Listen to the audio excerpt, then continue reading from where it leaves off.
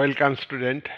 আজকে আমি আয়ার বিষয়ে অর্থাৎ ইন্টারন্যাশনাল রিলেশনস বা আন্তর্জাতিক সম্পর্কের ক্ষেত্রে ভারতের প্রতি চীনের বিদেশ নীতি সম্পর্কে আলোচনা করব। আমরা এটা জানি যে ভারত 1947 সালে 15ই আগস্ট স্বাধীনতা লাভ করেছে, আর চীন স্বাধীনতা লাভ করেছে 1949 সালে অক্টোবর মাসে। অক্টোবর বিপ্লবের মাধ্যমে এই দুটি দেশের শাসন ব্যবস্থার প্রকৃতি আলাদা ধরনের। ভারতে উদারনৈতিক গণতান্ত্রিক আদর্শকে গ্রহণ করেছে, চীনে নয়া গণতান্ত্রিক বিপ্লবের মাধ্যমে আধা সামন্তবাদ, আধা উপনিবেশবাদ এবং আধা ধনতান্ত্রিক ব্যবস্থার প্রেক্ষাপটে চীনে জনগণতান্ত্রিক বিপ্লবের মাধ্যমে সমাজতান্ত্রিক সমাজ ব্যবস্থাকে গ্রহণ করা হয়েছে। সুতরাং দুদেশের বিদেশ নীতির মধ্যে প্রকৃতিগত পার্থক্য আছে। ভারতের সংবিধানে পৃথিবীর বিভিন্ন দেশের সংবিধানের ভালো ভালো জিনিসগুলি উল্লেখ করা হয়েছে এবং ভারত শান্তিপূর্ণ সহাবস্থানের নীতিকে বিশ্বাস করে। ভারত যুদ্ধ চায় না। আমরা এটা দেখব যে ব্রিটিশ পিরিয়ডে ভারতের যে স্বাধীনতা আন্দোলন, বিপ্লবীদের সশস্ত্র আন্দোলন ছাড়া কংগ্রেসের নেতৃত্বে শান্তিপূর্ণভাবে ব্রিটিশ সাম্রাজ্যবাদী শক্তির বিরুদ্ধে আন্দোলন সংগঠিত হয়েছে। সুতরাং ভারত একটি শান্তির দেশ। ভারত উপনিবেশিক শক্তির বিরুদ্ধে সশস্ত্র লড়াইয়ের মধ্যে দিয়ে স্বাধীনতা লাভ না করে ব্রিটিশ সাম্রাজ্যবাদী শক্তির সঙ্গে আন্ডারস্ট্যান্ডিংয়ের মাধ্যমে স্বাধীনতা লাভ করেছে। আর চীন কিন্তু বিপ্লবের মাধ্যমে স্বাধীনতা লাভ করেছে। এই বিষয়গুলির প্রেক্ষাপটে আমরা ভারতের প্রতি চীনের বিদেশ নীতির সম্পর্কে আলোচনা করব। চীন প্রতিবেশী দেশ। ভারতের বিদেশ নীতিতে প্রতিবেশী দেশের সঙ্গে সুসম্পর্ক স্থাপন করতে হবে, এই পলিসিকে গুরুত্ব দেওয়া হয়।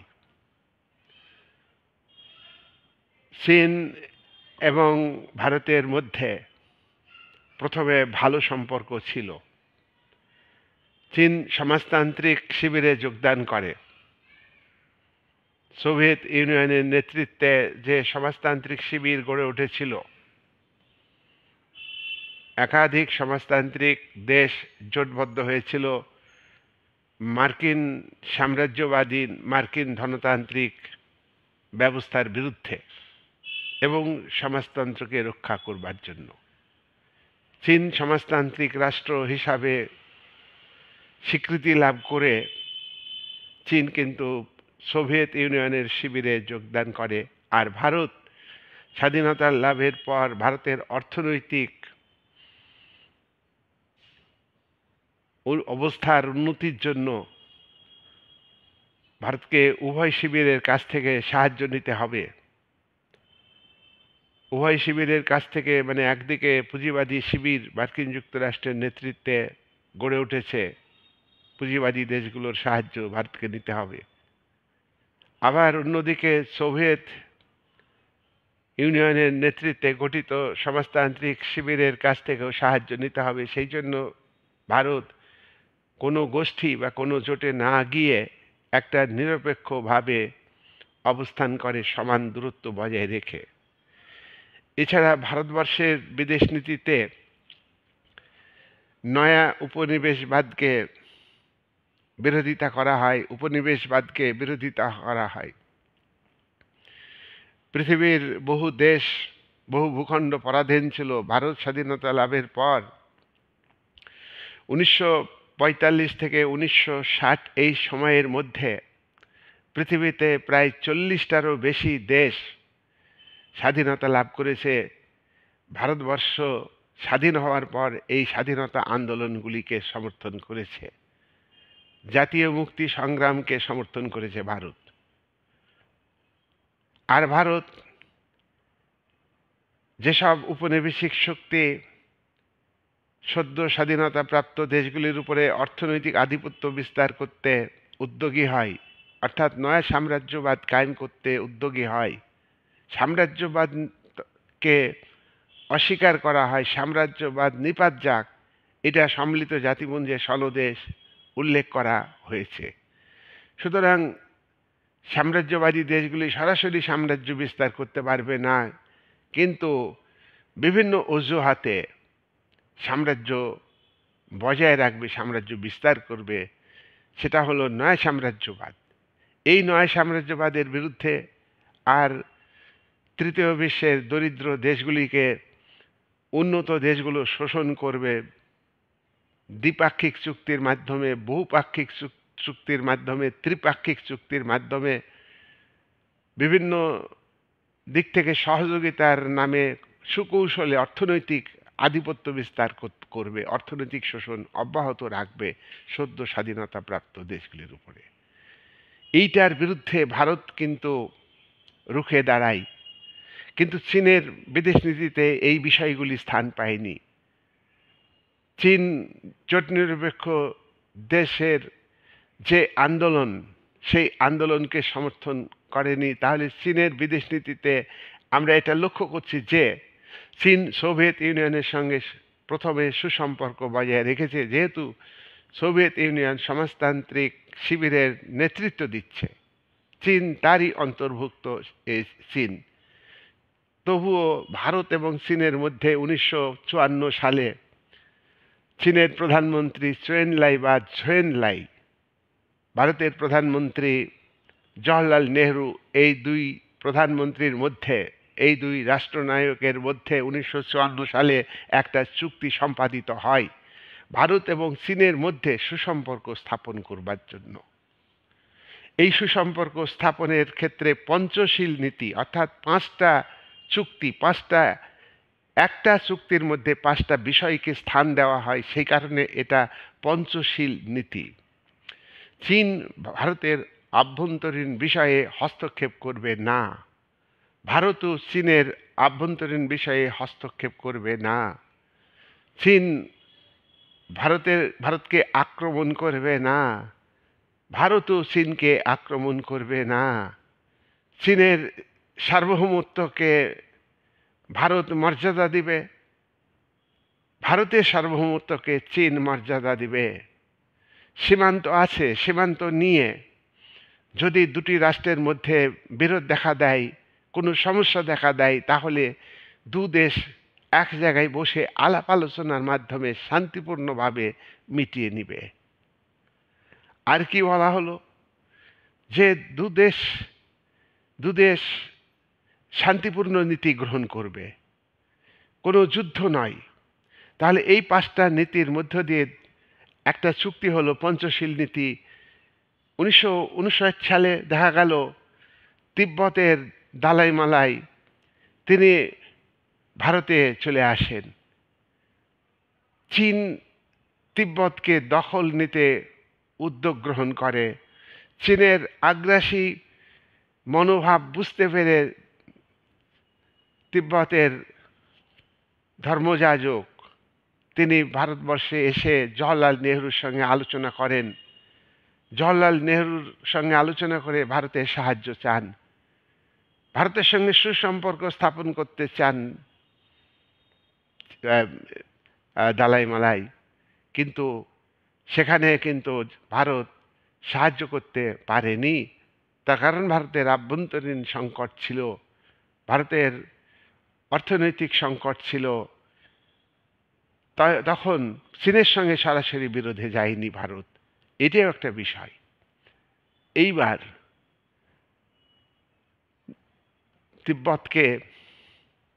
চীন দখল করে নিল, অর্থাৎ তিব্বতের উপর চীনের যে সংস্কৃতি, চীনের অর্থনৈতিক, চীনের সামরিক আধিপত্য কায়েম করলো তিব্বতের উপর।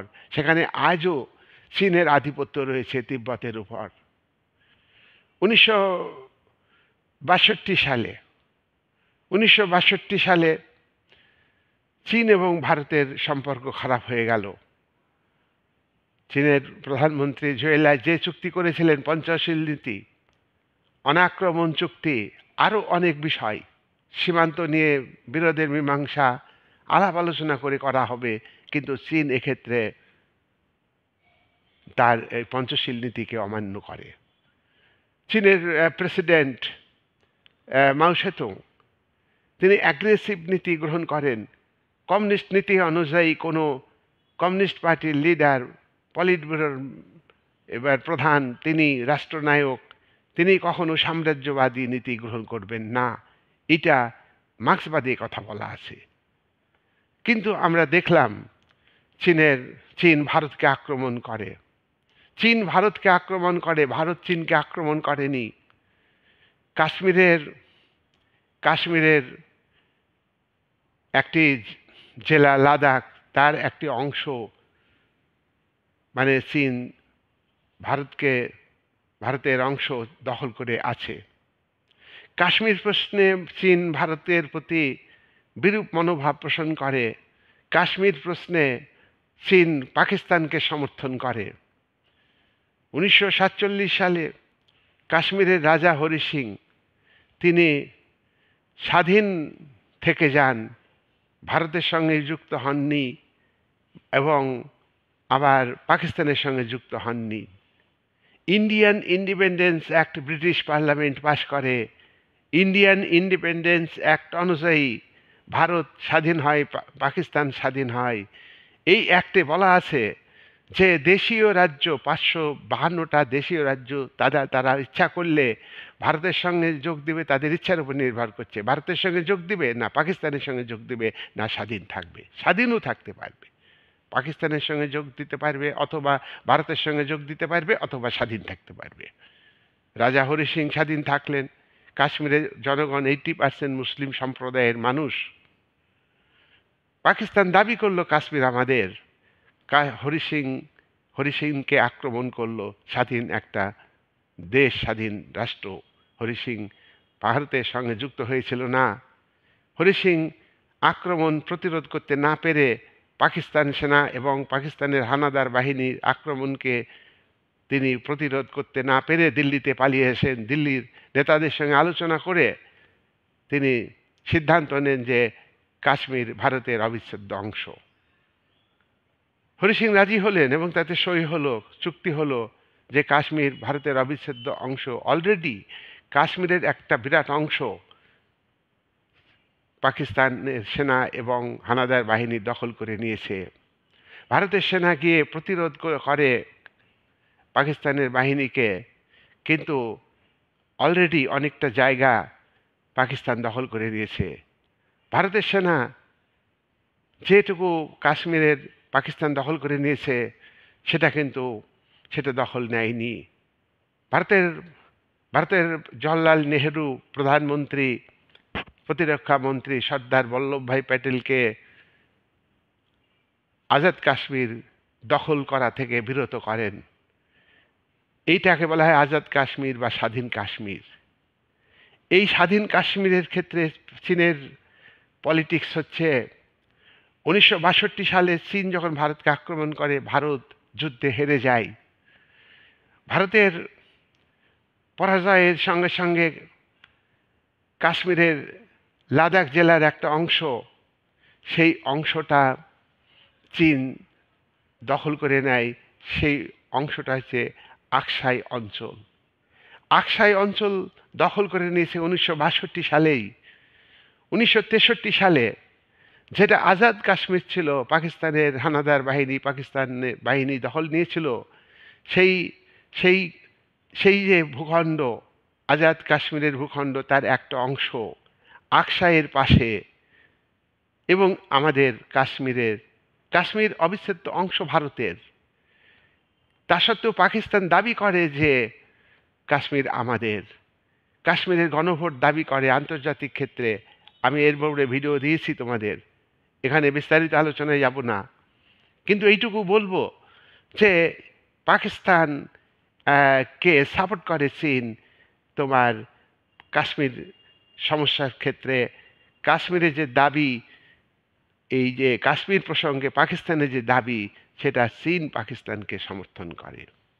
পাকিস্তানকে চীন আমাদের প্রতি যে একটা বিদ্বেষ ভাব, আমাদের ভারতবর্ষকে গ্রাস করে নিতে চাই, তার বহু দৃষ্টান্ত আছে, বহু দৃষ্টান্ত আছে। 1963 সালে চীন ভারত যুদ্ধের পরের বছর ওই আকসাই অঞ্চলের সঙ্গে সংলগ্ন এবং আজাদ কাশ্মীরের একটা অংশ পাকিস্তান চীনকে গিফট প্রদান করে, উপহার দেয়। সেই উপহারে দখল, অর্থাৎ পাকিস্তানের দখলকৃত জমি, সেটা কাশ্মীরের জমি, সেই জমির উপর দিয়ে রাস্তা তৈরি করেছে চীন। তাহলে আজাদ কাশ্মীরের একটা অংশের উপরে ভারতের এই সেই ভূখণ্ড বলতে গেলে, কাশ্মীর ভারতের সঙ্গে যুক্ত হলো মানে কি, গোটা কাশ্মীর ভারতের। কিন্তু ভারতবর্ষে তখন রাজনৈতিক সিদ্ধান্তগত ভুল ছিল, সেই ভুলের জন্য ভারতকে এখনো মাসুল দিতে হচ্ছে। আজাদ কাশ্মীরের মধ্যে দিয়ে পাকিস্তানের দখলীকৃত অংশটার উপর দিয়ে আফগানিস্তানের ভিতর দিয়ে মধ্যপ্রাচ্যে চীন রাস্তা তৈরি করেছে, অর্থনৈতিক রাস্তা, অর্থনৈতিক করিডোর তৈরি করেছে চীন। তাহলে এই সাইডটা, পশ্চিম সাইডটা চীন কিন্তু ভারতকে ঘিরে ফেলেছে, আকসাই অঞ্চল দিয়ে ভারতকে ঘিরে ফেলেছে, এবং সেখান থেকে লাদাখের আরও অংশ চীন দখল নিতে চাইছে। তার পাশে আমরা চলে আসব, আমরা দেখব যে লাদাখের গালওয়ান অঞ্চল, সেটাও কিন্তু চীন দখল করতে চাইছে। লাদাখের বহু অংশ দখল করে নিতে চাইছে চীন। ভারত সেনা মোতায়েন করেছে, স্থায়ীভাবে পরিকাঠামো তৈরি করেছে। তোমরা জানো যে ওই অঞ্চলে ভারত সুড়ঙ্গ তৈরি করতে গিয়ে ভারতের শ্রমিকরা বিপদে পড়েছিল। এই সুড়ঙ্গ রাস্তা তৈরি করে স্থায়ীভাবে ভারতের সেনা মোতায়েন করার ব্যবস্থা হয়েছে, চলছে কাজ, এবং অনেক কাজ কমপ্লিট হয়েছে। চীনকে প্রতিরোধ করতে হবে। লাদাখ পুরো দখল নিতে চাই। ভারতের সীমান্ত থেকে চীনের সীমান্তর ভিতরে প্রায় 600 কিমি জনবসতি নেই। আর চীনের তোমার লালফৌজ, ড্রাগন বাহিনী সবসময় কিন্তু ভারতের জমির ভিতরে ঢুকে পড়বার চেষ্টা করছে। বিস্তীর্ণ অঞ্চল তারা দখলে রেখেছে, এবং ভারতের দখলীকৃত যে জমি তার মধ্যে ঢুকে পড়বার চেষ্টা করে। এবার তোমরা যে সাম্প্রতিককালে 2020 সালে গালওয়ানে সেখানে অ্যাটাক করেছিল, ভারতের ভূখণ্ডে চীনা বাহিনী এসে তাঁবু টাঙিয়ে থাকতে শুরু করে, দখল নিয়েছিল। ভারতের সেনারা সেখানে আলোচনা করে সমাধানের চেষ্টা করেছিল। হঠাৎ ভারতের সেনাদের আক্রমণ করে, ভারতের সেনা অনেক মারা যায়, চীনের সেনাও অনেক মারা গিয়েছে। 1996 সালে চীন এবং ভারতের মধ্যে যে চুক্তি আছে, তাতে সেনারা হাতাহাতি, মানে সেনারা অস্ত্র ব্যবহার করতে পারবে না। হঠাৎ কোনো পরিস্থিতির সৃষ্টি হলে সেখানে কি করবে, আলাপ আলোচনা করবে। এই গালওয়ান সমস্যাকে কেন্দ্র করে যখন ভারতের সেনা মারা গেল, এবং চীনেরও সেনা মারা গেছে, মানে ইনফরমেশন অনুযায়ী ভারতের 20 জন সেনা মারা গেছে, চীনের 43 জন সেনা মারা গিয়েছে। এই সময় ভারত চীনকে হুমকি দেয়, আর গালওয়ানের আকাশে চীন যুদ্ধজাহাজ ওড়ালে ভারতও আকাশে যুদ্ধজাহাজ ওড়ায়। গালওয়ানকে কেন্দ্র করে ভারতকে সমর্থন করে রাশিয়া, ভারতকে সমর্থন করে অস্ট্রেলিয়া, মার্কিন যুক্তরাষ্ট্র, ইংল্যান্ড, ফ্রান্স, জাপান, এইসব ইসরায়েল, এইসব দেশ ভারতকে সাপোর্ট করে। চীন তাহলে আমরা দেখছি যে সবসময় আমাদের প্রতি বিরূপ মনোভাব পোষণ করছে এবং আমাদের জমি দখলের চেষ্টা করছে। গালওয়ানকে কেন্দ্র করে ভারতের বিমান, নৌ, স্থলবাহিনীর 3 নেতাকে এক জায়গায় করে যুদ্ধ করার অনুমতি ভারত সরকার দিলে চীন এবং আন্তর্জাতিক সমর্থন শক্তিশালী রাষ্ট্রগুলো ভারতের পক্ষে থাকার ফলে চীন পিছু হটে, চীন আর আক্রমণ করেনি। চীন যদি আক্রমণ করত, পাল্টা আক্রমণ, যত বড়ই যুদ্ধ হোক, ভারত কিন্তু যুদ্ধ করতে প্রস্তুত ছিল। এটা সাম্প্রতিক কালের ঘটনা, 2000 সালের ঘটনা। আমরা এটা লক্ষ্য করব চীন যে আমাদের প্রতি কত একটা খারাপ দৃষ্টিভঙ্গি, একটা আক্রমণাত্মক দৃষ্টিভঙ্গি গ্রহণ করেছে। সেটা আরও বড় প্রমাণ হলো যে পাকিস্তান যখন 1965 সালে ভারতের কচ্ছের রণ অঞ্চল, সেই কচ্ছপের মতো রূপ, সেই রণ অঞ্চলটা পাকিস্তানের সেনাবাহিনী হঠাৎ আক্রমণ করে ভারতের মধ্যে ঢুকে পড়ে। ভারত যুদ্ধের মধ্য দিয়ে পাকিস্তানের সেনাকে আক্রমণকে প্রতিরোধ করে দেয়। যে ভূমি পাকিস্তানের সেনা দখল করে নিয়েছিল ভারতের ভূখণ্ড, সেই ভূখণ্ড তোমার ভারত আবার দখল করে নেয়। এখানে ইউএনওর হস্তক্ষেপে, সম্মিলিত জাতিপুঞ্জের হস্তক্ষেপের ফলে একটা সীমানা, পূর্বের যে সীমানা ভারত এবং পাকিস্তান যে সীমানা, সেই সীমানায় পাকিস্তানের সেনা ফেরত যায়। পাকিস্তান গভর্নমেন্ট মেনে নিতে বাধ্য হয়। পাকিস্তান আক্রমণ করে, পাকিস্তান পরাজিত হলো। কাশ্মীরের যুদ্ধে হানাদার বাহিনী, সেখানে কিন্তু পাকিস্তানের হানাদার বাহিনী, পাকিস্তান বাহিনী যুদ্ধে পরাজিত হয়েছে। 47 সালে তোমার অক্টোবর মাসের ঘটনা। ভারত স্বাধীন হওয়ার পরপরই কিন্তু এই আক্রমণটা করেছিল কাশ্মীর দখল করবার জন্য। কিন্তু আইন অনুযায়ী কাশ্মীর ভারতে আন্তর্জাতিক কোনো দেশ এই কাশ্মীর প্রশ্নে পাকিস্তানকে সাপোর্ট করেনি, চীন সাপোর্ট করেছে। আন্তর্জাতিক সমর্থনে কাশ্মীর প্রশ্নে মার্কিন যুক্তরাষ্ট্র, ইংল্যান্ড, ফ্রান্স সব দেশই কিন্তু সিকিউরিটি কাউন্সিলে পাকিস্তানকে সমর্থন করেছে, একজোটে সমর্থন করেছে। কিন্তু ভারতের পাশে দাঁড়িয়েছে সোভিয়েত ইউনিয়ন। আন্তর্জাতিক ক্ষেত্রে সিকিউরিটি কাউন্সিলের 5 জন স্থায়ী সদস্য, ইংল্যান্ড, আমেরিকা, ইংল্যান্ড, ফ্রান্স এবং চীন, এই 4টি রাষ্ট্র যে কাশ্মীরে গণভোট করতে হবে 1957 সালে, সেক্ষেত্রে সোভিয়েত ইউনিয়নের রাষ্ট্রনায়ক ক্রুশচেভ ভিটো দিয়েছিলেন যে কাশ্মীরটা ভারতের আভ্যন্তরীণ ব্যাপারে ইউএনও কখনোই হস্তক্ষেপ করবে না। এটা চার্টারে বক্তব্য, চার্টারে লেখা আছে। সুতরাং সেইখানে ভিটো দিলে একটা রাষ্ট্র, স্থায়ী সদস্য আপত্তি করলে সেই প্রস্তাব বাতিল হয়ে যায়। তা না হলে 1957 সালে গণভোট হতো। পাকিস্তানের ধারণা যে কাশ্মীরের জনগণের 80% মুসলিম সাম্প্রদায়িক ফিলিংসকে কাজে লাগিয়ে কাশ্মীরটা পাকিস্তানের মধ্যে হয়ে যাবে গণভোটের মাধ্যমে। তাই পাকিস্তান গণভোটের দাবি করছে। আজও পাকিস্তান কিন্তু গণভোটের দাবি করছে যে কাশ্মীরে গণভোট হোক, আর চীন সেই বিষয়টাকে সাপোর্ট করে। 1965 সালের যে পাকিস্তান ভারতকে আক্রমণ করলো, এখানে চীনের উস্কানি ছিল। 1971 সালে পূর্ব পাকিস্তান আলাদা হওয়ার জন্য তারা প্রথমে স্বায়ত্তশাসনের দাবি করেছিল। পূর্ব পাকিস্তানের জনগণ, সেখানে পাকিস্তানের সেনা, লাখো সেনা পূর্ব পাকিস্তানের মাটিতে মোতায়েন করে ইয়াহিয়া খাঁ পূর্ব পাকিস্তানের বাঙালি জনগণের তাদের নারীদের উপরে হত্যা করে, তাদের লক্ষ নারীর উপরে তারা তোমার ধর্ষণ করে এবং বাড়ি ঘর জ্বালিয়ে দেয়। তখন ভারত পূর্ব পাকিস্তানের আওয়ামী লীগ পার্টি, শেখ মুজিবুর রহমান লিডার, একে সমর্থন করে। শেখ মুজিবুর রহমান সাহায্য চাইলে ভারতের প্রধানমন্ত্রী ইন্দিরা গান্ধী সহযোগিতা করে। পাকিস্তান ভারতকে আক্রমণ করে এবং পাকিস্তান ভারত যুদ্ধ হয়। এক্ষেত্রে চীনের উস্কানি ছিল। এক্ষেত্রে চীন এবং মার্কিন যুক্তরাষ্ট্র ঐক্যবদ্ধ ছিল। মার্কিন যুক্তরাষ্ট্র ভারত পাক যুদ্ধের সময় 1971 সালে 7টা নৌবহর, 7খানা যুদ্ধ জাহাজ, নৌজাহাজ বঙ্গোপসাগরে পাঠায়।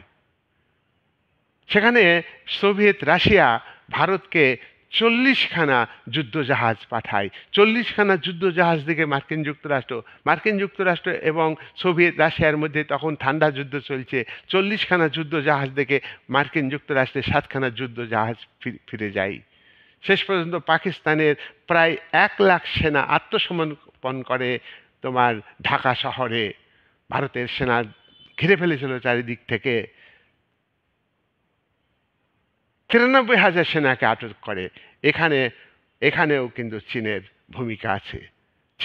চীন ভারতের সঙ্গে পরোক্ষভাবে একটা দাগা খেল 1971 সালে।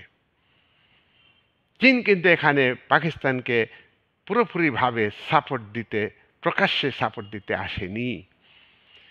চীন, আমরা দেখব যে 1999 সালে যে কার্গিল যুদ্ধ, সেখানে চীন পাকিস্তানকে মদদ দিচ্ছে, আমেরিকা পাকিস্তানকে মদদ দিয়েছে। চীন ভারতের ক্ষেত্রে মার্কিন যুক্তরাষ্ট্রের সঙ্গে হাত মিলিয়েছে ভারতকে জব্দ করবার জন্যে। আজকের পরিস্থিতি কিন্তু পাল্টিছে। আন্তর্জাতিক সম্পর্কের বিষয়, প্রত্যেকটা দেশের বিদেশ নীতি এটা হলো অত্যন্ত গতিশীল। স্থায়ী বন্ধুত্ব কোনো দেশের সঙ্গে হয় না, আবার স্থায়ীভাবে শত্রু বলে কিছু থাকে না আন্তর্জাতিক রাজনীতিতে। এইবার চীন ভারতকে জব্দ করবার জন্যে ভুটানে চীন আধিপত্য বিস্তার করতে চায়। ভুটানের সঙ্গে ভারত সরকারের চুক্তি হয়েছে। ভুটানে ভারতের সেনা রয়েছে। ভুটানে ইনফ্রাস্ট্রাকচার গঠনের ক্ষেত্রে ভারতের ভূমিকা আছে। ভুটানকে চীন দখল করতে চায়। ভুটানের অর্থনৈতিক ক্ষেত্রে আধিপত্য বিস্তার করতে চাই, মিলিটারি ক্ষেত্রে আধিপত্য বিস্তার করতে চাই। 1917 সালে ডোকলাম একটা জায়গা, সেখানে চীনের সেনা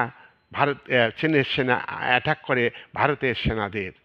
ভুটানকে আক্রমণ করে, ভারতের সেনারা ওই আক্রমণ প্রতিরোধ করে।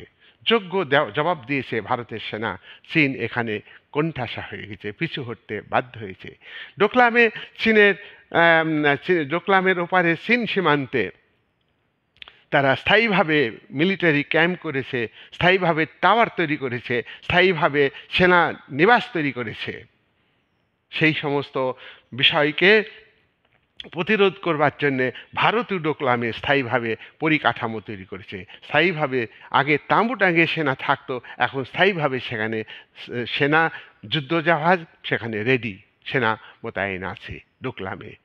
তাহলে চীন কিন্তু ভুটানকে ক্যাপচার করতে চাইছে। নেপাল ভারতের সঙ্গে বন্ধুত্ব ছিল। নেপালকে ভারতের কাছ থেকে চীন ছিনিয়ে নিয়েছে।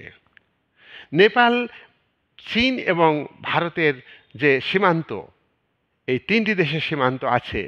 কালাপানি বলে 80 কিলোমিটার লম্বা রাস্তা ভারত সরকার তৈরি করতে উদ্যোগ নিলে ভারতের জমিতেই সেখানে চীন বাধা দেয়, নেপাল বাধা দেয়। তাহলে নেপালের বর্ডার এবং চীন এবং ভারতের বর্ডারে ভারত সরকার রাস্তা তৈরি করবে, সেক্ষেত্রে চীন বাধা দিবে কেন? চীনের আগ্রাসী নীতি। ভারতকে দুর্বল করে রাখতে হবে, নেপালের মাধ্যমে ভারতকে কোণঠাসা করতে হবে। তাহলে নেপাল বর্ডারেও কিন্তু চীন কিন্তু প্রতিরোধ গড়ে তুলেছে নেপাল দেশের মাধ্যমে।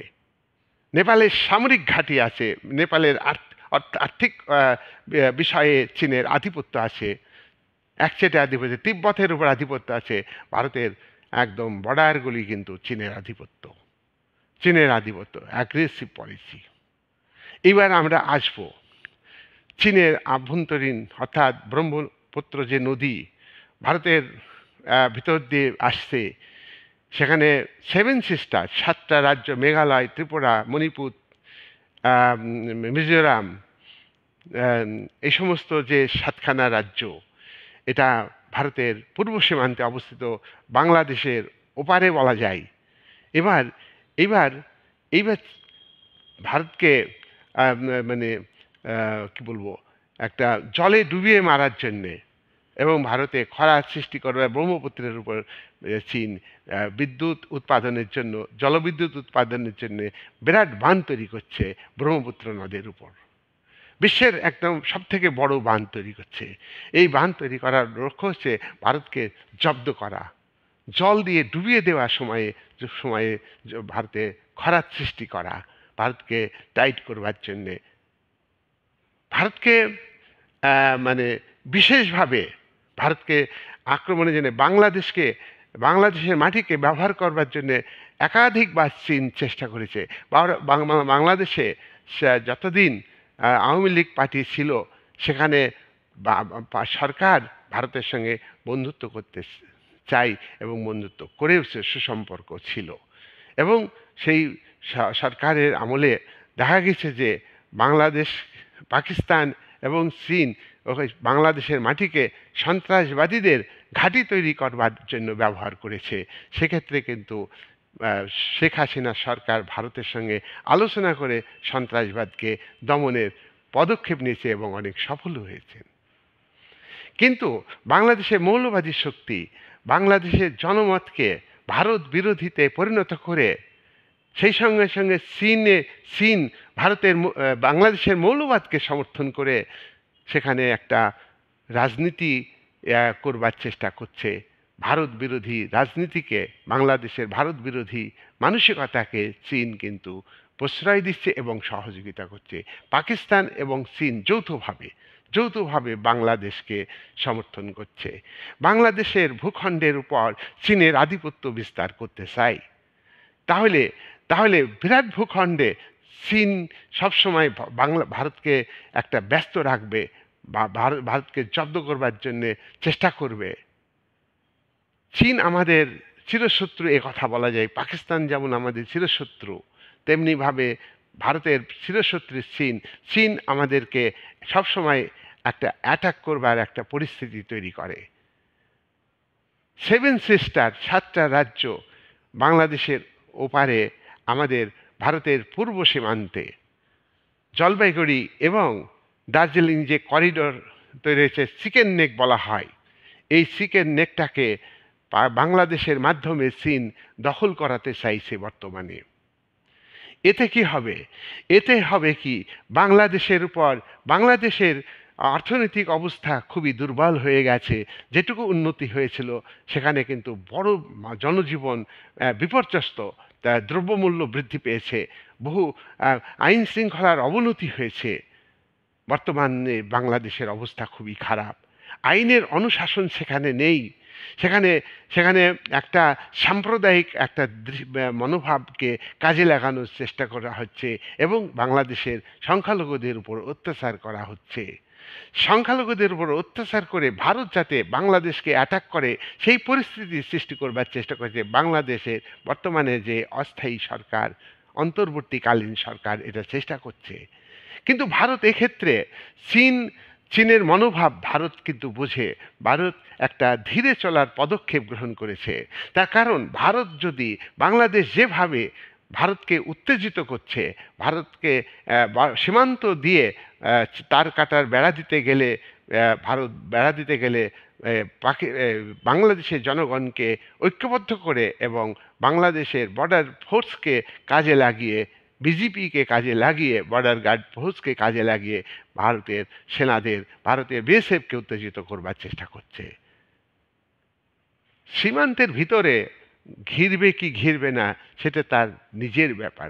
বাংলাদেশের ভিতরে যদি ঘিরে, বাংলাদেশের ব্যাপার। তাহলে এখানে উত্তেজিত করার একটাই কারণ হলো যে ভারত যাতে বাংলাদেশকে আক্রমণ করে, আন্তর্জাতিক সমর্থন ভারতের দিকে আছে। বাংলাদেশে যে সংখ্যালঘুদের উপর অত্যাচার করছে এবং সরকার প্রত্যক্ষ পরোক্ষভাবে সেই সাম্প্রদায়িকতাকে সমর্থন করছে, সংখ্যালঘুদের উপর অত্যাচার করা যাচ্ছে, সংখ্যাগরিষ্ঠ মুসলিম সম্প্রদায়ের যে নিধনের প্রক্রিয়া চলছে সেটাকে তোমার অন্তর্বর্তীকালীন সরকার নেতা ডক্টর ইউনূস এটাকে পরোক্ষভাবে সাপোর্ট দিচ্ছে। এক্ষেত্রে মার্কিন যুক্তরাষ্ট্রের একটা বিরোধিতা আছে, ভারতের বিরোধিতা আছে। ভারত সংখ্যালঘুদের বাঁচানোর জন্য ইউনূস সরকারকে সরকারিভাবে চাপ সৃষ্টি করেছে, কিন্তু তেমন করে গরম গরম যে কথা বলা, একটা টাইটের সঙ্গে কথা বলা, সেটা কিন্তু ভারত বলতে পারছে না। ভারতকে ধীরে চলার নীতি গ্রহণ করতে হচ্ছে। তার কারণ এখানে মনে রাখতে হবে, ভারত যদি আক্রমণ করে, চীন কিন্তু বাংলাদেশের পক্ষ হয়ে ভারতকে আক্রমণ করবে। এইবার আমি আসি ভারতের প্রতি চীনের বিদেশ নীতি কতটা তিক্ত, কতটা বিদ্বেষ মনোভাবাপন্ন। আরও কিছু ঘটনার কথা আমি বলি। দেখো, বাংলাদেশ হচ্ছে মূল টার্গেট। বাংলাদেশের অর্থনীতি, বাংলাদেশে রাস্তাঘাট সমস্ত কিছু চীনের কন্ট্রোলে চলে আসার সম্ভাবনা খুব বেশি। কিন্তু এতে বাংলাদেশে সাধারণ মানুষের উপকার হবে না।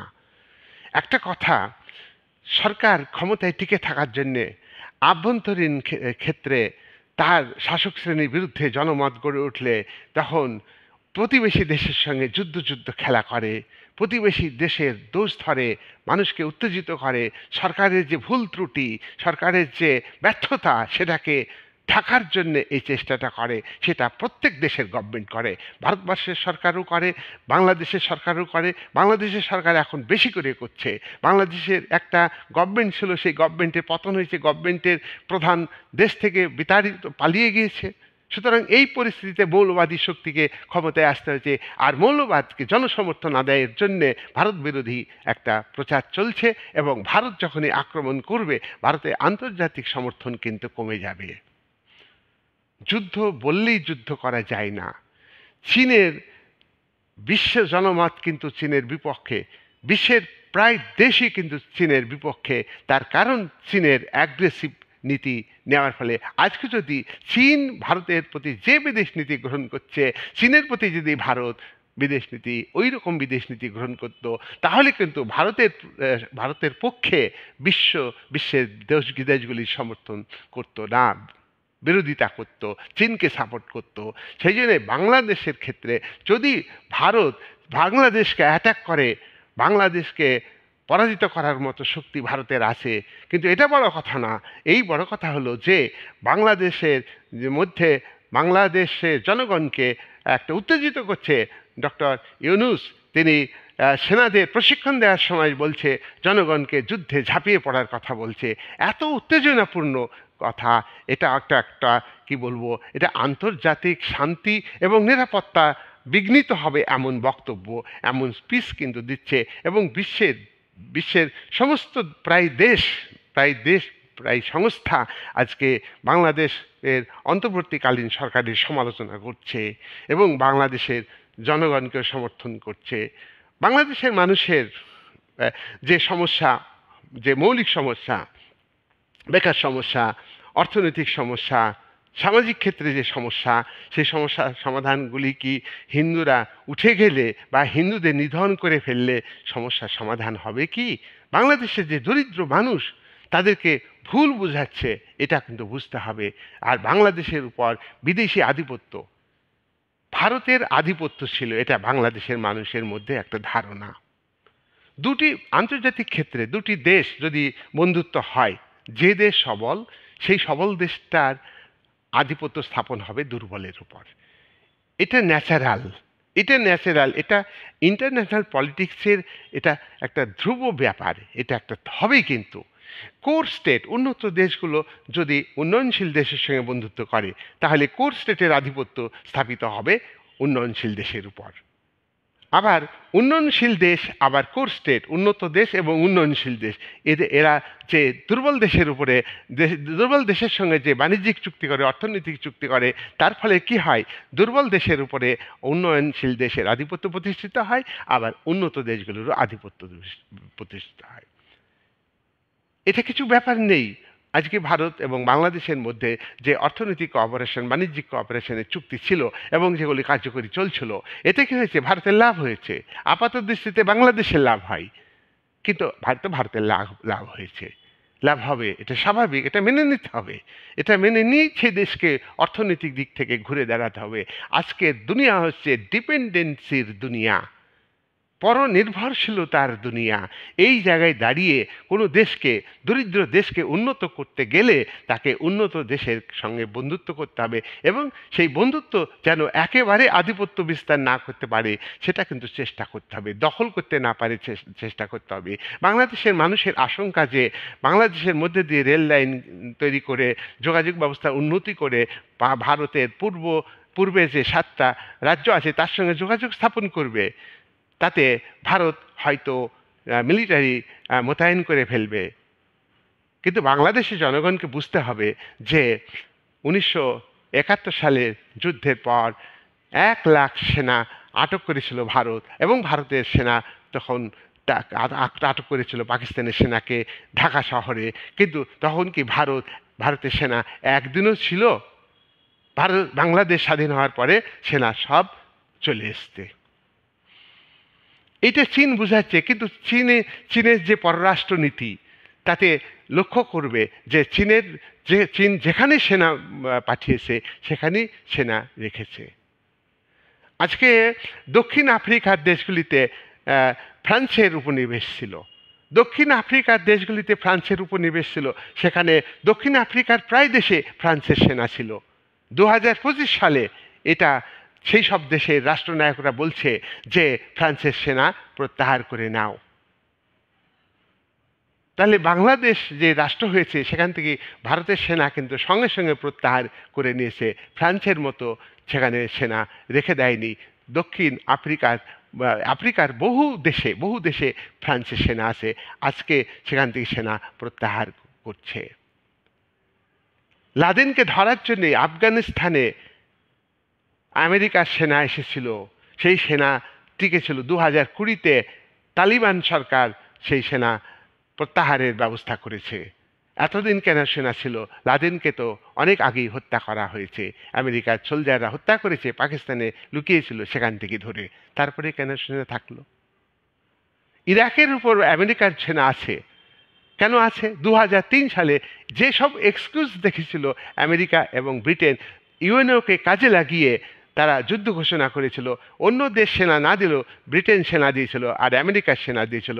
সম্মিলিত জাতিপুঞ্জের বাহিনী গঠন করে ইরাককে আক্রমণ করে 2003 সালে, এবং ইরাক পরাজিত হয়। প্রেসিডেন্ট সাদ্দামকে ফাঁসি দেয় আমেরিকার উদ্যোগে, ইরাকে পুতুল সরকার তৈরি হয়। সাদ্দামকে ফাঁসি দেওয়ার পরে কেন আজও তো ইরাকে মার্কিন সেনা আছে? এমন দৃষ্টান্ত মার্কিন সাম্রাজ্যবাদী শক্তির মতো, ফ্রান্সের সাম্রাজ্যবাদী উপনিবেশিক শক্তির মতো ভারতের ভূমিকা আছে কি? তাহলে বাংলাদেশের মানুষকে বুঝতে হবে, কোনো সম্প্রদায়ের ভিত্তিতে মানুষের অর্থনৈতিক সমস্যার সমাধান হবে না, বেকার সমস্যার সমাধান হবে না। জাত, ধর্ম, সম্প্রদায় এসব ভুলে গিয়ে সাধারণ মানুষকে ঐক্যবদ্ধ হতে হবে। রাজনৈতিক স্থিতিশীলতা কি করে ফিরে আসবে সে কথা ভাবতে হবে। চীনের যে ভূমিকা বাংলাদেশের মানুষকে উপলব্ধি করতে হবে। চিকেন নেক দখল করে বাংলাদেশের কি হবে? চীনের সেনা বাংলাদেশের মাটিতে পিলপিল করবে। ভারতকে বেগ পেতে হবে। ভারত অনেকটা বড় রাষ্ট্র। এই মুহূর্তে চীনের সামরিক শক্তি ভারতের থেকে বেশি, ভারতের সামরিক শক্তি কিন্তু চীনের থেকে দুর্বল, কিন্তু ভারতের দিকে আন্তর্জাতিক সমর্থন বেশি। তার কারণ চীন এবং ভারতের যুদ্ধ বাঁধলে পৃথিবী দুটি শিবিরে ভাগ হয়ে যাবে, যুদ্ধের লড়াই চলবে। সেখানে কে জিতবে কে হারবে এটা কিন্তু নিশ্চিত করে বলা যায় না। কিন্তু চীন আর ভারতের মধ্যে যুদ্ধ হলে, চীনের যুদ্ধের সম্ভাবনা যতই থাক না কেন, চীন কিন্তু এখানেও একটা স্টেপ ফেলছে খুব সাবধানে, সতর্কভাবে। বাংলাদেশে সরাসরি এসে বাংলাদেশকে সাপোর্ট করছে না, কিন্তু বাংলাদেশকে উস্কানি দিচ্ছে চীন, যে তুমি চিকেন নেককে দখল করে নাও। আজকে বাংলাদেশের মৌলবাদী শক্তির প্রতিনিধিরা, মৌলবাদী শক্তির রাজনৈতিক নেতারা কলকাতা দখল করে নিব, মুর্শিদাবাদ দখল করে নিব, নবাবের রাজত্ব ছিল বাংলা, বিহার, উড়িষ্যা আমরা দখল করে নিব। এই যে সমস্ত ভাষণ, এই সমস্ত হঠকারী বক্তব্য, এখানে ভাবতে হবে যে বাংলাদেশের মানুষের পক্ষে এই হঠকারী বক্তব্য, এই গরম গরম বক্তব্য কখনই বাংলাদেশের মানুষের স্বার্থে নয়, বাংলাদেশের মানুষের ভবিষ্যৎকে অন্ধকার করে দিচ্ছে। কোনো মৌলবাদী শক্তি, অর্থাৎ ধর্মের ভিত্তিতে কোনো সমাধান হবে না। বিশ্বে ধর্মের ভিত্তিতে যে সমস্ত রাষ্ট্র চলে তারা কি শক্তিশালী হতে পেরেছে? হতে পারেনি। কিন্তু কিন্তু এইটা দিয়ে তোমার চলছে, এইটা দিয়ে চলছে আভ্যন্তরীণ পলিটিক্স, একটা আভ্যন্তরীণ পলিটিক্স চলছে, ডোমেস্টিক পলিটিক্স এবং ইন্টারন্যাশনাল পলিটিক্স, এই কিন্তু এই ধর্ম দিয়েই চলছে। এটা এটা শুভবুদ্ধি সম্পন্ন মানুষদের এটা বিবেচনা করতে হবে। এবার আমরা আসব যে বাংলাদেশকে বাংলাদেশকে চীন সাপোর্ট করছে, কথা ঠিকই, কিন্তু মায়ানমারের উপরে চীনের সামরিক আধিপত্য আছে, অর্থনৈতিক আধিপত্য আছে, একচেটিয়া বাণিজ্য আছে মায়ানমারের উপরে। মায়ানমারের সঙ্গে ভারতের সম্পর্ক মাঝে মাঝে খারাপ হয়, তবু 90 দশক পর থেকে মায়ানমারের সঙ্গে ভারতের একটা বাণিজ্যিক সম্পর্ক আছে বিভিন্ন ক্ষেত্রে। মায়ানমারে একটা একটা একনায়কতান্ত্রিক সরকার আছে, তো ভারতে গণতান্ত্রিক সরকার আছে, তবু মায়ানমারের সঙ্গে একটা সমঝোতা করে, তার কারণ মায়ানমারের উপর চীনের একচেটে আধিপত্য আছে, সেখানে ফাঁকা ফিল্ডে গোল দিবে মায়ানমার। কিন্তু এই মায়ানমারের একটা অংশ আরাকান বাহিনী তারা দখল নিতে চাইছে রাখাইল অঞ্চল। রাখাইল অঞ্চল, এই রাখাইল অঞ্চল একটা রাষ্ট্র হওয়ার খুব সম্ভাবনা আছে। রাখাইল অঞ্চল যদি রাষ্ট্র হয়ে যায়, সেখানে কিন্তু বাংলাদেশেরও কিছু ভূখণ্ড আরাকান বাহিনী দখল নিয়ে সেখানে একটা রাষ্ট্র গঠন করতে পারে। সুতরাং এই যে নতুন রাষ্ট্র সৃষ্টি হওয়ার একটা সম্ভাবনা রয়েছে এখানে দক্ষিণ দক্ষিণ পূর্ব এশিয়াতে, তো এই রাষ্ট্রটাও কিন্তু গুরুত্বপূর্ণ। চীন এর উপরে আধিপত্য বিস্তার করবে, তাহলে মায়ানমারের উপরে আধিপত্য বিস্তার করবে, আর নতুন রাষ্ট্র রাখাইল যদি রাষ্ট্র সৃষ্টি হয় তাহলে তার উপরেও চীন আধিপত্য বিস্তার করবে। এবার ভারত কতটা নতুন যে রাষ্ট্র সৃষ্টি হওয়ার সম্ভাবনা আছে তার সঙ্গে সুসম্পর্ক বজায় রাখতে পারবে, এক্ষেত্রে ভারতের বিদেশ নীতিতে একটা চিন্তার বিষয়। রাখাইল নতুন রাষ্ট্র তৈরি হলে তার ভিতর দিয়ে বঙ্গোপসাগরে প্রবেশ করবে চীন। চীন চীন ভারতকে জব্দ করবার জন্যে তাহলে মায়ানমারের উপরে আধিপত্য, রাখাইল রাষ্ট্র তৈরি হলে তার উপরে আধিপত্য বিস্তার করবে, বাংলাদেশের ভূখণ্ডে চীন কিন্তু আধিপত্য বিস্তার করবে এবং সামরিক ঘাঁটি স্থাপন করবে। এবার দেখা যাক মার্কিন যুক্তরাষ্ট্র কতটা উদ্যোগ গ্রহণ করছে। মার্কিন যুক্তরাষ্ট্র কিন্তু এখানে সামরিক ঘাঁটি স্থাপন করতে চাই। আমরা এইবার দেখব যে শ্রীলঙ্কার ক্ষেত্রেও কিন্তু চীনের আধিপত্য। শ্রীলঙ্কার যে অর্থনৈতিক সংকট, কৃত্রিমভাবে এটা চীন তৈরি করেছে, চীন লোন দিয়েছে।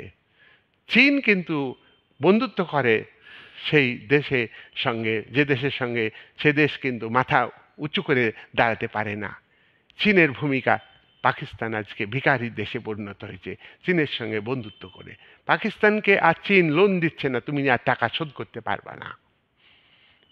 17% ইন্টারেস্টে পাকিস্তানকে লোন নিতে হয় চীনের কাছ থেকে, আবার চীন বর্তমানে লোন দেওয়া বন্ধ করেছে। আজকে পাকিস্তানকে এমন একটা কাঁকড়ার খোলে পরিণত করেছে চীন, সেখানে আইএমএফ থেকে পাকিস্তানকে লোন দেওয়া আটকে দিয়েছিল। শেষ পর্যন্ত আমেরিকার সঙ্গে আলোচনা করে পাকিস্তান আইএমএফ থেকে লোন পেয়েছে।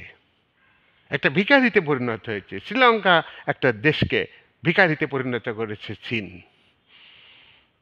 তাহলে চীনের, আমাদের ভারতের চারিদিকে চীন যেসব রাষ্ট্রের সঙ্গে বন্ধুত্ব করেছে তাকে ভিখারিতে পরিণত করেছে, তার আর্থিক সংকট তৈরি করেছে, তার সামরিক দিককে দুর্বল করেছে, সেখানে নিজের সামরিক শক্তি মুভ করেছে।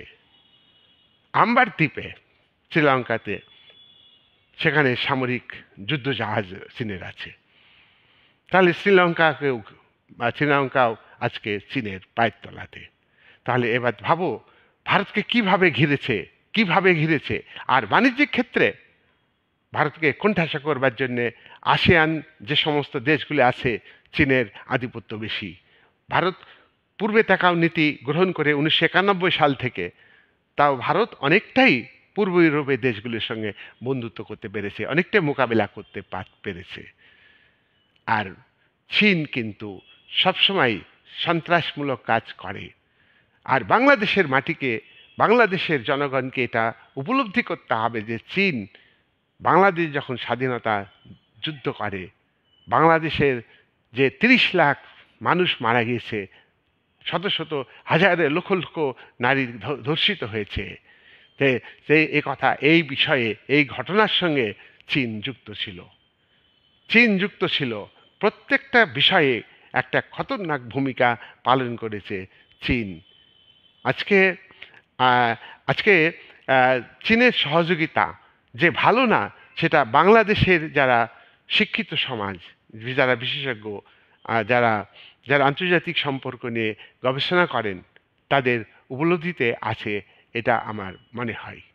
তো যাই হোক, আর শ্রীলঙ্কার উপরে আধিপত্য। এইবার ভারত মহাসাগর, চীনের আধিপত্য ভারত মহাসাগরে নেই। ভারত মহাসাগরে ভারতের আধিপত্য আছে, আমেরিকার আধিপত্য আছে, অস্ট্রেলিয়ার আধিপত্য আছে, ভারতের বেশি আধিপত্য আছে। ভারত মহাসাগরকে যদি চীনকে ছেড়ে দেয়, তাহলে ভারতের অবস্থা ভীষণই খারাপ হয়ে যাবে, বাণিজ্যিক দিক থেকে বিরাট ক্ষতিগ্রস্ত হবে। দক্ষিণ আফ্রিকার দেশগুলোর সঙ্গে বাণিজ্যিক সম্পর্ক অনেকগুলো, আজকে বাণিজ্যের ক্ষেত্রে ভারত মহাসাগর তৃতীয় পরিবহনের ক্ষেত্রে উল্লেখযোগ্য একটা মহাসাগর। এই মহাসাগরে চীন ঢুকতে চাইছে, কিন্তু এখানে মার্কিন যুক্তরাষ্ট্রের সঙ্গে ভারত মহড়া করে মার্কিন নৌসেনা এবং ভারতের নৌসেনা, তার সঙ্গে এখন অস্ট্রেলিয়া, ভারত এবং আমেরিকা নৌসেনারা মহড়া করে চীনের সেনাকে প্রতিরোধ করছে। চীনের যুদ্ধজাহাজ যাতে ভারত মহাসাগরে ঢুকতে না পারে পাহারা দিচ্ছে। তাহলে এবার তোমরা ভাবো যে ভারতের চারিদিকে কিন্তু চীন ঘিরে ফেলেছে। তাই আমরা আন্তর্জাতিক সম্পর্কের ছাত্রছাত্রী হয়ে আমাদের কিন্তু চীন ঘুম কেড়ে নিয়েছে, এ কথা আমরা বলতেই পারি। তবে হ্যাঁ, বর্তমান কিন্তু চীনকে মনে রাখতে হবে যে 1962 সালের ভারত আর আজকের 2025 ভারত এক নয়। ভারত আজকে অনেক দিক থেকে এগিয়েছে। ভারতের ধনবৈষম্য আছে, গরিব আরও গরিব হচ্ছে, ধনী আরও গরিব হচ্ছে। এখানে সরকারের ত্রুটি, আভ্যন্তরীণ ক্ষেত্রে আমি বলছি ডোমেস্টিক পলিসি ভারতকে পরিবর্তন করতে হবে। ডোমেস্টিক পলিসিতে যে কোয়ালিটিকে গুরুত্ব দিতে হবে, ডোমেস্টিক পলিসিতে যোগ্যকে গুরুত্ব দিতে হবে, ডোমেস্টিক পলিসিতে করাপশন মুক্ত প্রশাসন তৈরি করতে হবে। প্রশাসনে যদি করাপশন থাকে, সেখানে পলিটিক্যাল অ্যাডমিনিস্ট্রেশন, জনপ্রতিনিধিদের মধ্যে যে করাপশনের শেষ নেই ইন্ডিয়াতে। এতে কিন্তু ভারত দুর্বল হয়ে যেতে পারে। তাই এই কথা সবাইকে ভাবতে হবে, যারা করাপশন করছেন তাদেরও এটা বোঝা উচিত যে করাপশনটা একটু কম করলেই ভালো হয় না। একটা খাদ্যমন্ত্রী যদি 10,000 কোটি টাকা বিদেশে পাঠান গোপনে, এটা স্টেটের, আর কেন্দ্রের তো তুলনাই হয় না। কেন্দ্রের চোর তো বড় চোর না। তাহলে আমাদের দেশের জনপ্রতিনিধিদের খাবারের অভাব, ওষুধের অভাব, থাকার জায়গা নেই, এতটাই গরিব, সর্বহারা। সেই কারণেই তসরু করতে এখানে ভাবতে হবে চীন যে অ্যাগ্রেসিভ পলিসি নিয়েছে, এটাকে মোকাবেলা করতে হলে চীনের ম্যাপে সিকিম রাজ্য ভারতের সঙ্গে যুক্ত হয়েছে 1975 সালে। সিকিম, অরুণাচল প্রদেশে তাওয়ানের কথা বলি, অরুণাচল প্রদেশ তাওয়ানটাকে দখল করতে চায়, বছরে 3-4 বার অ্যাটাক করে। এই 2023 ডিসেম্বরে অ্যাটাক করেছিল, বিশালভাবে অ্যাটাক করেছিল। ভারতের সেনারা বাঁশ দিয়ে মেরে, লাঠি দিয়ে মেরে তাড়িয়ে দিয়েছে, শয়ে সেনাদের তাড়িয়ে দিয়েছে তাওয়ান দখল করার জন্য। ভারত গভর্নমেন্ট অবশ্য সেখানে সুড়ঙ্গ তৈরি করেছে, 9টা সুড়ঙ্গ তৈরি করেছে, ট্রেন ঢুকবে, ট্রেন যাতায়াত করবে, সেনা থাকবে ভিতরে, স্বাভাবিক টেম্পারেচারে থাকবে। তাওয়ান যদি চীন দখল করে ফেলতে পারে, তাহলে কিন্তু ভারতের 7 সিস্টার যে 7টা রাজ্য চীনের দখলে চলে যাবে।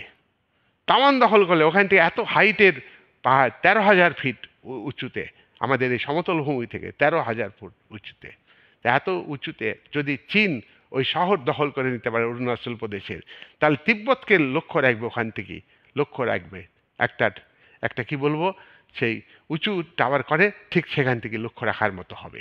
ওইখান থেকে লক্ষ্য রাখবে লাদাখ, আকসাই, ওইখানে লক্ষ্য করবে।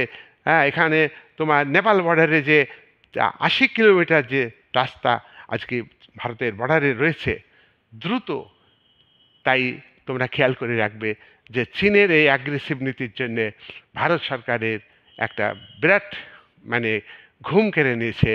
ভারত সরকারের পেটে ভাত না থাক, দেশের মানুষের খাবার না জুটুক, সেখানে কিন্তু রাস্তা তৈরি করতে হবে। সেটা কিন্তু দেশের ভিতরে নয়, বর্ডার রাস্তাগুলোকে জোরদার করতে হবে, তার কাটা বেড়া দিতে হবে।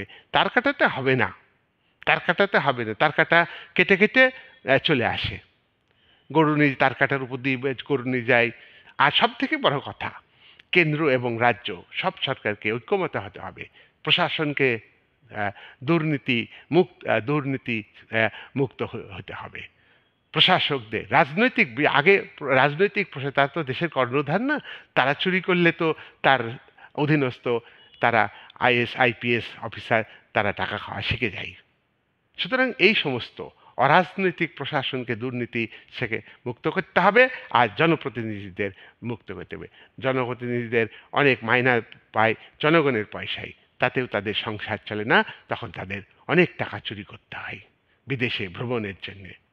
সুতরাং আজকের ভিডিও আমি বড় করছি না। এই যে চীন যে ভারতের চারিদিকে বেষ্টনী তৈরি করে ফেলেছে, কিভাবে তৈরি করে ফেলেছে, তার একটা আউটলাইন আমি দিলাম। সব পয়েন্টের উপরে আলাদা আলাদা ভিডিও করলে ভালো হয়, আমি করব। হ্যাঁ, সব পয়েন্টের উপরে ভিডিও করব। আমি ম্যাপ দেখাতে পারি না, হ্যাঁ, সেখানে আমার সেই যন্ত্র নেই। তা তোমাদের একটা আইডিয়া, তোমাদের কাছে মোবাইল আছে, গুগলে সার্চ করে পজিশন, এই যে আমি 7 সিস্টারের কথা বললাম, 7টা রাজ্য ম্যাপে সাহায্যে দেখে নেবে। আকসাই কথা বললাম, ম্যাপে দেখে নেবা।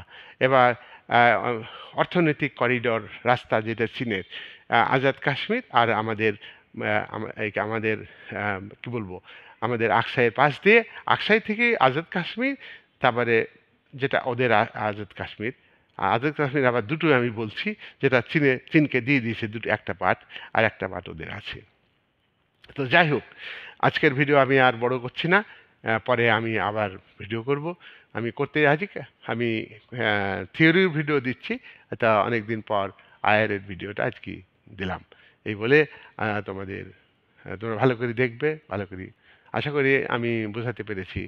আর বুঝতে গন্ডগোল হলে কমেন্ট করবে, আমি আবারও বুঝিয়ে দেবো। আমি রাখছি।